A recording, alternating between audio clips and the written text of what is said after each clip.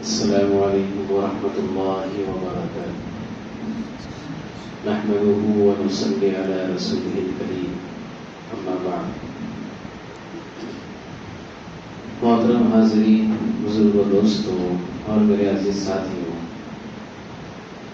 قرآن مجید کے بیان کے مطابق انسان 3 ادوار سے گزرتا ہے، یعنی انسان کی زندگی میں 3 موڑ آتے ہیں۔ سب سے پہلا جب وہ بچہ ہوتا ہے، جب بچپنے کی حالت میں ہوتا ہے تو اس پر ایک نشہ سوار ہوتا ہے کھیل کود کا۔ پھر وہ بچپنے سے نکل کر جوانی کی طرف اپنے رخ کو موڑتا ہے تو اس پر ایک نشہ سوار ہوتا ہے اپنی طاقت کا، اپنی صلاحیت کا۔ گویا وہ ایک نشے میں چلا جاتا ہے، کیونکہ اس کے ہاتھوں میں، اس کے پاؤں میں طاقت ہوتی ہے، دماغ میں سوچنے سمجھنے کی صلاحیت ہوتی ہے۔ اور تیسرا جو مرحلہ اس کے اوپر آتا ہے، جس سے وہ گزرتا ہے، وہ بڑھاپے کا۔ قرآن مجید کے مطابق یہ بڑھاپے میں فخر میں مبتلا ہوتا ہے، مطلب جو اس نے جوانی میں کمایا، شادی کی، اس کے بچے ہوئے، بچے بڑے ہوئے، پوتے پوتیاں ہوئی، نانا بن گیا، نواسے نواسیاں ہوئی، تو وہ یہ سوچتا ہے کہ میں نے بہت بڑا کام کر لیا، اس کے اوپر وہ فخر کرتا ہے۔ اور اس میں جو سب سے اہم دور اس کا ہوتا ہے وہ جوانی کا دور ہوتا ہے۔ اس لیے آپ نے سنا ہوگا کہ جوانی کا ایک سجدہ بڑھاپے کے 100 سجدوں پر بھاری ہے۔ علماء وجہ بتاتے ہیں اس کی کہ جوانی میں اس کے پیچھے خواہشات کا دباؤ ہوتا ہے، طاقت کے نشے میں بھی ہوتا ہے، تمام چیزیں اس کے گویا کے اختیار میں ہوتی ہیں۔ یہ سمجھتا ہے کہ یہ سب چیزیں میری چٹکیوں میں ہیں۔ بوڑھا ہونے کے بعد خود ہی تھک جاتا ہے، گناہ چاہ کر بھی نہیں کر سکتا۔ اسی لیے ایک شعر یاد آیا، حضرت مولانا پیر ذوالفقار نے اس شعر کو اپنی کتاب میں بھی لکھا۔ در جوانی توبہ کردن شیوہ پیغمبر است، فارسی شعر ہے۔ در جوانی توبہ کردن شیوہ پیغمبر است، جوانی میں توبہ کرنا، اللہ کی طرف متوجہ ہونا، اللہ کے ساتھ جڑ جانا، یہ پیغمبروں کا طریقہ ہے۔ وقت پیری گرگ ظالم می شود پرہیزگار، گرگ کہتے ہیں بھیڑیے کو، اور پیری کہتے ہیں بڑھاپے کو۔ وقت پیری گرگ ظالم می شود پرہیزگار، بڑھاپے میں تو جو بھیڑیا ہوتا ہے، جس نے بہت سارے شکار کیے ہوئے ہوتے جوانی میں، وہ بھی بیچارہ پرہیزگار بن جاتا ہے، بیٹھ کے دیکھتا ہے لوگوں کو۔ دعا میں یاد رکھنا، تو بڑھاپا آنے کا انتظار نہیں کرنا ہے، بلکہ اللہ رب العزت کو اپنی جوانی پیش کرنا ہے۔ آپ تاریخ اٹھا کر دیکھیں گے دوستو، کہ جو بڑے بڑے نام ہمارے سامنے آتے ہیں، محمد بن قاسم، جنہوں نے سندھ کا علاقہ فتح کیا، اسلام کا پرچم لہرایا بھارت میں، ان کی عمر اس وقت صرف 16 سال تھی۔ کتنی تھی؟ 16 سال۔ کیا ان کے اندر صلاحیتیں ہوگی جن کو انہوں نے اللہ کے دین کی نسبت پر لگایا، اسلام کے لیے لگایا، کہ بڑے بڑے وہاں پر لوگ ہوں گے حجاز کے اندر، چن چھاٹ کے محمد ابن قاسم کو یہاں پہ کیوں بھیجا گیا؟ موسیٰ ابن نصیر نے افریقہ کا علاقہ فتح کیا بڑی کم عمری میں، طارق ابن زیاد نے فرانس کا علاقہ، اور یہ جو آپ دیکھتے نا اتغرل، جس کو ارطغرل کہتے ہیں، اتغرل عثمان، انہوں نے 15-16 سال کی عمر میں بڑے بڑے جو ہے کارنامے کر کے بیٹھ چکے تھے، جن کے جو ہے ڈرامے دیکھ کر ہم بڑے خوش ہوتے ہیں، اسلام پر فخر ہوتا ہے۔ ان کی زندگیوں پر غور کریں دوستو، جوانی کے اندر 20 سال کے آس پاس میں انہوں نے بہت بڑے بڑے کام کیے، کیونکہ ان کے سامنے ایک مقصد تھا۔ ایسے ہی اللہ رب العزت نے خلافت عثمانیہ نہیں عطا فرمائی، جس کے چرچے آج تک ہیں، اور لوگ دعا کر رہے کہ پھر سے خلافت عثمانیہ کے ہاتھ میں یہ چیز آ جائے۔ ان کے ذہن میں بہت آگے کی بات تھی، اور اسلام کے خاطر انہوں نے ٹھان لیا تھا کہ ہماری جوانیاں، ہمارا بڑھاپا، ہماری جان، ہمارا مال، ہماری اولاد سب قربان ہے۔ یہ صرف بول بچے نہیں تھے، ان کے اندر عثمان کے بارے میں آتا ہے کہ یہ راتوں کو بہت کم سویا کرتا تھا۔ یہ اپنی ڈرامے میں دکھاتے ہوں گے، بھاگتے رہتا ہے، ادھر ادھر لڑتے رہتا ہے، رات کو دوستوں یہ اللہ کے سامنے گڑ گڑایا کرتا تھا، اور دن میں حکمت عملی سے اسلام کی جلا کے خاطر، اسلام کی جلا کے خاطر، اعلاء کلمت اللہ، کہ اللہ کے کلمے کو بلند کرنے کے خاطر یہ جو ہے عجیب عجیب طریقے سے دماغ لگایا کرتا تھا اور اس کی پلاننگ کیا کرتا تھا۔ تو یہ چیز دوستو آج ہمارے ہاتھوں میں جوانی ہے، کل نہیں ہوگی۔ اس سے پہلے کہ جوانی چھین لی جائے، طاقت چھین لی جائے، ہاتھ پاؤں سے جو ہے ہماری طاقت ختم ہو جائے، ہم بھی جو ہے اللہ کی نسبت پر کچھ کرنے والے نہیں ہیں۔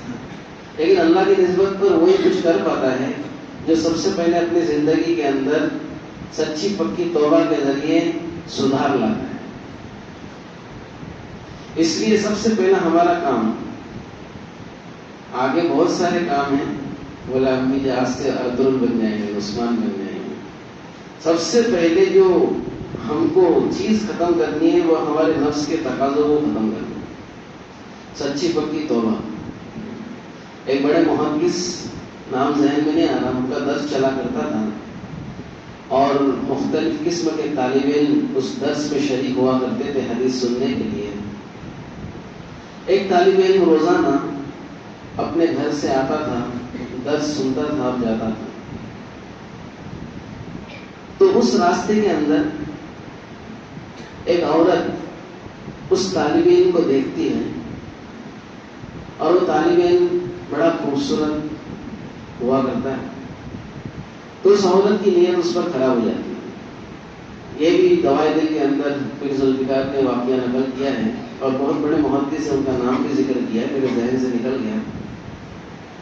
تو اس عورت کی اس طالب علم پر، نوجوان پر نیت خراب ہو جاتی ہے، اور سوچتی کسی طرح سے یہ میرے قابو میں آ جائے۔ ایک مرتبہ وہ جاتا رہتا ہے، تو کسی بہانے سے وہ اس کو اپنے گھر میں بلاتی ہے کہ میرے گھر میں آگ لگ گئی ہے، یا جو بھی کچھ ہے، کچھ بہانہ بناتی ہے، اور وہ طالب علم جو حدیث سننے کے لیے جا رہا ہے وہ اس گھر میں داخل ہو جاتا ہے۔ اب جب گھر میں داخل ہوتا ہے تو وہ اندر سے لاک کر دیتی ہے اور اپنا غلط ارادہ ظاہر کرتی ہے، لیکن چونکہ اس کے دل میں اللہ کا خوف ہوتا ہے، اس کے دل میں کچھ کر گزرنے کا اللہ کے خاطر ایک جذبہ ہوتا ہے، تو پہلے تو منع کرتا ہے کہ اللہ کی بندی حرام ہے، یہ حلال نہیں ہے، جائز نہیں ہے، لیکن اس کے ذہن میں جو ہے شہوت سوار ہوتی ہے، تو وہ مانتی نہیں بات کو۔ پھر اس کے ذہن میں ایک بات آتی ہے کہ اس طرح سے ماننے والی نہیں ہے، اس کے ذہن میں ایک بات آتی ہے اور وہ کہتا ہے کہ مجھے فارغ ہونا ہے، مجھے واش روم جانا ہے۔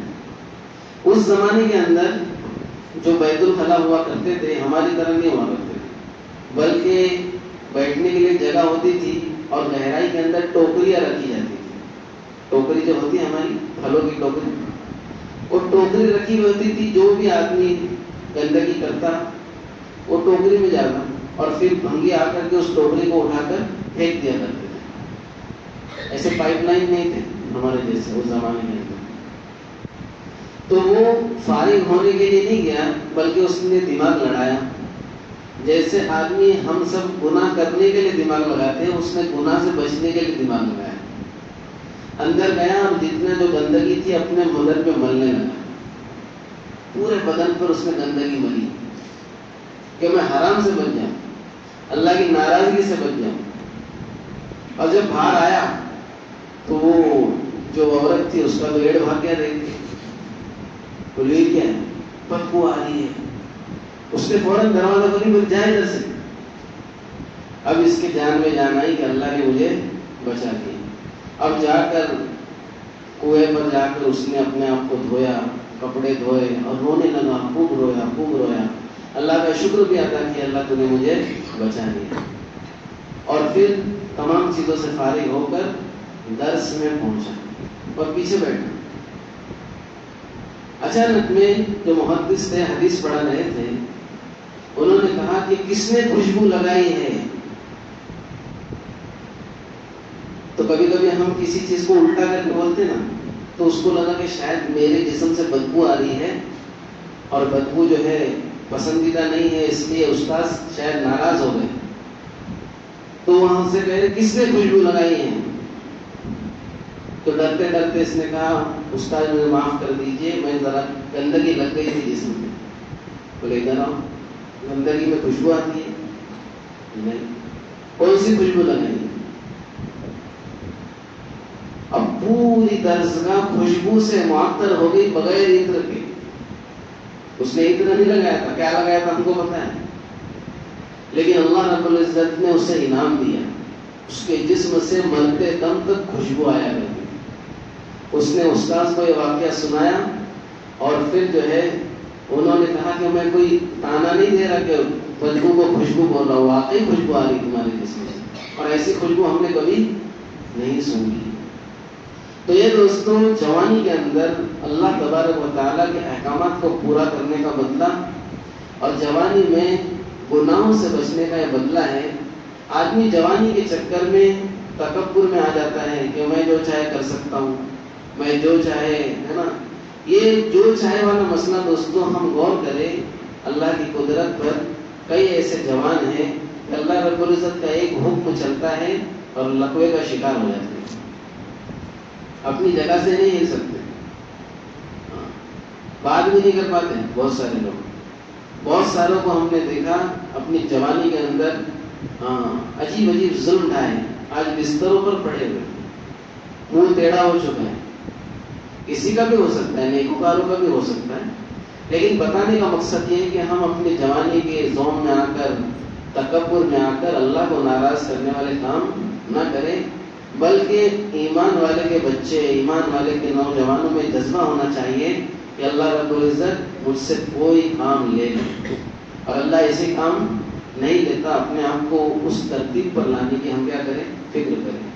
آج کے لیے، ابھی کے لیے، اس دور کے لیے سب سے بڑا کام نوجوانوں کے لیے ہے کہ اپنے آپ کو پاکیزہ بنانے کی کوشش کریں، فضول کاموں سے بچائیں، اور اپنے ذہن کے اندر یہ بات رکھے کہ ہم سب تمام امت کو ہدایت سپلائی کرنے کے ذمہ دار ہیں. ہم سب، اللہ رب العزت نے ہم کو دین اسلام دیا ہے، چن چھانٹ کر ہم اس کو لوگوں کے درمیان جو ہے پہنچائیں گے، کیونکہ اس کی پوچھ ہونے والی دوستوں سے.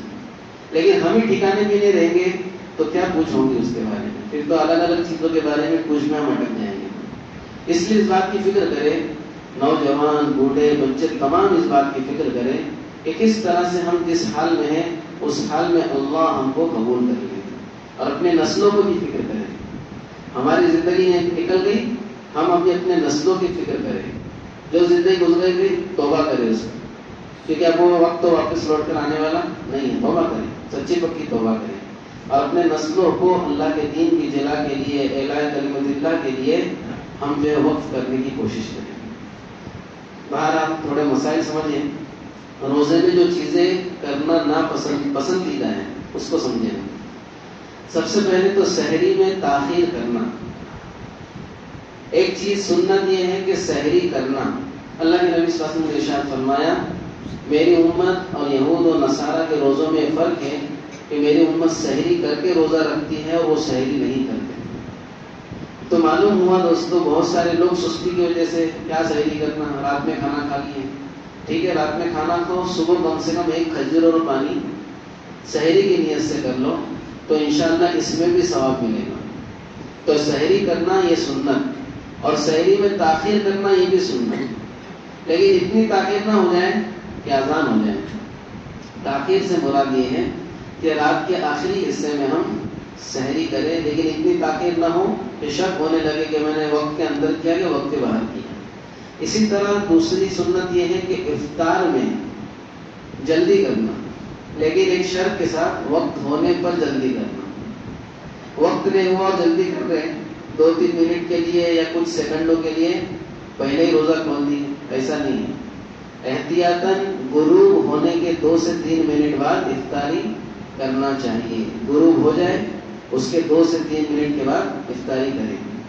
تو یہ بھی سنت ہے کہ افطار میں وقت ہونے پر جلدی کرنا، افطاری کے وقت دعا کا اہتمام کرنا۔ دیکھو دوستو حدیث کے اندر رمضان المبارک کی بڑی فضیلت آئی ہے، اور ایک خاص بات یہ ہے کہ رمضان کے ہر دن میں اللہ رب العزت کے یہاں پر ہماری ایک دعا ضرور قبول ہوتی ہے، ایک دعا ضرور قبول ہوتی ہے۔ اب دعاؤں کے مواقع ہیں، سحری کے وقت یعنی تہجد پڑھ کر ہم دعا کریں، اسی طرح ہم جو ہے افطار کے وقت دعا کریں، یہ وقت دعا کی قبولیت کی ہے۔ اور اس طرح سے دعا کریں دوستو، میں تو اپنا معمول ہر رمضان میں رکھتا ہوں کہ پورے دن کے اندر جو ہم حدیث میں سنے ہیں کہ ایک دعا تو ضرور قبول ہوگی، تو دیگر بہت ساری دعاؤں کے ساتھ اللہ رب العزت یہ کہے کہ اللہ آج والی میری دعا یہ ہے، آج والی خاص دعا یہ ہے۔ مانگے نا دوستو اللہ سے، کیوں نہیں مانگے؟ اللہ جب دینے پر قدرت بھی رکھتا ہے، اور اللہ دینے مانگنے سے خوش بھی ہوتا ہے، اور اللہ رب العزت خود دینا چاہ رہا ہے، تو ہم یہ نیت سے کہ اللہ یہ والی ایک آج والی تو پکی کر دیں، مانگے اللہ سے، دیکھو انشاءاللہ مل کر رہیں گے، اس یقین کے ساتھ مانگے۔ تو افطار کے وقت جو ہے دعاؤں کا اہتمام کرنا، کھجور یا پانی سے افطار کرنا، شروعات جو ہو کھجور یا پانی سے ہو۔ اللہ کے نبی صلی اللہ علیہ وسلم نے ارشاد فرمایا کھجور نہ ملے تو پانی سے افطار کرے، کیونکہ یہ باطن اور ظاہر کو پاک کرنے والا ہے۔ ڈائریکٹ بھجیا اٹھا کر منہ میں نہیں، کھجور یا پانی سے افطار کرے، پھر جو کرنا ہے وہ کرے۔ اور بہتر تو یہ ہے دوستو طبی اعتبار سے کہ ہم جو ہے افطار کے وقت ایسی چیزیں نہ کھائیں جس سے ہمارا پورا سسٹم گڑبڑا جائے۔ بہت سارے لوگ ٹھنڈا سافٹ ڈرنک کولڈ ڈرنک پیتے ہیں، تو اس سے احتیاط کریں گے تو بہتر ہے، لیکن جو ہے کم سے کم شروعات ہم کھجور اور پانی سے کرنے والے بن جائیں۔ اسی طرح روزے کی حالت میں فرائض کی پابندی کرنا۔ بہت سارے لوگ ماشاءاللہ روزہ رکھتے ہیں، لیکن روزے کا ان کو جو ہے اتنا صدمہ ہو جاتا ہے، اتنا سوگ مناتے ہو کہ بیچارے گھر میں بیٹھے رہتے ہیں، بولے نہیں باہر جانے کی طاقت نہیں ہے، تو نماز کو بھی نہیں آتے، بولے گھر میں پڑھ لیں گے، پھر اس میں کئی نمازیں قضا بھی ہو جاتی ہیں۔ تو ایسا نہ کریں، جماعت کی پابندی کریں، کم سے کم فرض نماز پڑھ کے جا کے واپس سے بستر میں لیٹ جائے، لیکن فرض کی پابندی ہم کو کرنا ہے۔ تو فرائض کی پابندی کے ساتھ ساتھ نفلی عبادت بھی کریں۔ بعض لوگ روزہ رکھنے کی وجہ سے تراویح نہیں پڑھتے ہیں، بولے ابھی تراویح میں کیا کھڑے رہیں گے، ابھی تو روزہ رکھے تھے۔ تو ایسا نہ کرے، ایک موقع ملا ہے، اس میں بشاشت کے ساتھ اپنی نصیب سمجھ کر کے، خوش نصیبی سمجھ کر ان اعمال میں لگے۔ ایسے کئی لوگ ہوں گے جنہوں نے رمضان کی تراویح کی نیت کی ہوگی، لیکن آج ہمارے بیچ میں وہ نہیں ہے، اس سے پہلے ان کا وقت آ گیا، لیکن اللہ نے ہمیں موقع دیا ہے۔ اسی طرح جب افطار کر چکے تو بسم اللہ پڑھ کے افطار کرنا، اور افطار کے بعد کی جو دعا ہے وَهَبَ الظَّمَأُ وَابْتَلَّتِ الْعُرُوقُ وَثَبَتَ الْأَجْرُ إِنشَاءَ اس دعا کا اہتمام کرنا۔ تو کریں گے اس کی فکر انشاءاللہ۔ اللہ رب العزت ہم سب کو محنت سے بنائے۔